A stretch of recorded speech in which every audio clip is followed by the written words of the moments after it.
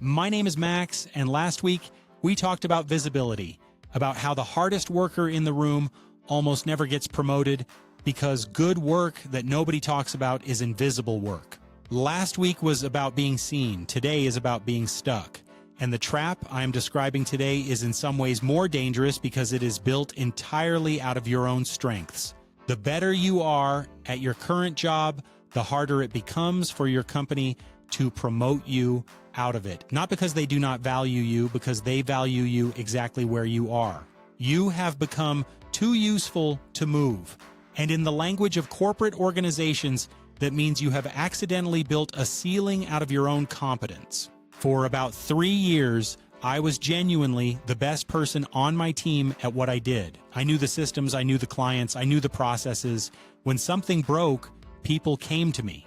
I was the go-to guy, the reliable one, the one who never dropped the ball. I thought I was building a career. I was building a cage.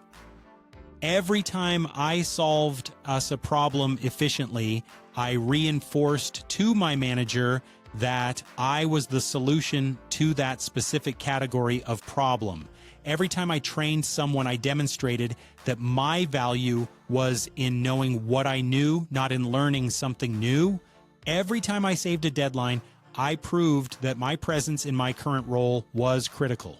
And every time that happened, the mental cost of moving me up went up. So they kept me where I was, not out of malice, out of organizational self-interest, which is completely rational from their perspective. The problem is that their interest and my interest had completely diverged, and I did not notice until I had been in the same role for 3.5 years. When your manager thinks about their team, they are not thinking about your career development most of the time. They're thinking about their own deliverables, their own deadlines, their own performance review.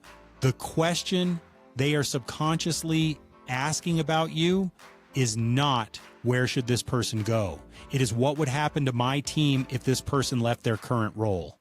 If the answer to that question is chaos or significant disruption, you are not getting promoted. You are getting retained. Those are two very different things. The language of retention sounds like this: you are so valued here. We really need you in this role right now. Give it another year. You are critical to this project. After we get through this quarter, they were not lying. They genuinely did need me where I was. What they were not telling me was that their need and my growth were pulling in opposite directions. Subscribe right now, because I am going to keep building this out, and next week we go into something that connects everything we have talked about into a complete picture. A woman named Jennifer had been a senior analyst at her company for 4 years. She was exceptional at her job. Her manager told her repeatedly that she was the backbone of the analytics function. In 4 years, she received 2 modest raises totaling about 9%. Her title did not change. Her responsibilities expanded significantly, but her compensation did not keep pace. She was earning $86,000. Within 6 weeks, she had an offer from a competitor for a manager-level role at $126,000, $40,000 more per year, a title jump, work that was genuinely new and challenging. When she gave her notice, her manager was shocked. They came back with an offer of $94,000, $8,000 more than she was currently making, $46,000 less than the outside offer. That gap between $94,000 and $126,000 is the cost of indispensability at the wrong company, $32,000 per year. 4 years of excellence had cost her roughly $80,000 in salary she should have been earning. She took the outside offer. I think about her situation a lot. The skills that get you promoted are almost never the same skills that make you excellent at your current level. The skills that get you to the next level are the skills of that next level. Managing people, strategic thinking, cross-functional communication, budget ownership, influencing without authority, these are not things you learn by being the best individual contributor. If you are spending all your bandwidth executing at a high level, you are not developing them. This is how the cage gets locked from the inside. You are competing against people who have been developing those next level skills while you were perfecting the current level ones. And you lose, not because you are not good, because you are good at the wrong things. The first thing is to make your role replaceable on purpose. Document your processes, train others on what you know, build systems that do not require your personal involvement to function. This removes the organizational cost of promoting you, and it signals that you are thinking at a higher level than your current role, which is exactly what gets people promoted.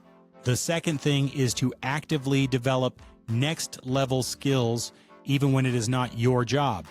Volunteer to lead a cross-functional meeting, ask to be included in a budget conversation, request to present to a senior stakeholder. These experiences are uncomfortable and they are often outside your job description. They are also exactly what your resume and your manager's mental picture of you need. The third thing is to use external offers as calibration. Every 2 years, go talk to a recruiter. Go through an interview process, see what the market thinks your skills are worth. This information is valuable regardless of whether you take an offer. It tells you if you are behind on compensation. It tells you what skills the market values, and it gives you real leverage in internal conversations. Jennifer used all 3 of these after she took that new role. Within 18 months, she had been promoted again. Her salary is now $148,000. 3 years ago, she was at $86,000. Being excellent is not the problem. Excellence is the foundation. The problem is excellence without strategy, excellence without visibility, and excellence without intentional skill development toward where you actually want to go. The cage is real, but it only locks if you stop moving. Make sure you subscribe right now, because what is coming next builds directly on everything we have covered in the last 2 weeks in a way that is going to change how you think about the relationship between your career and your long-term financial life.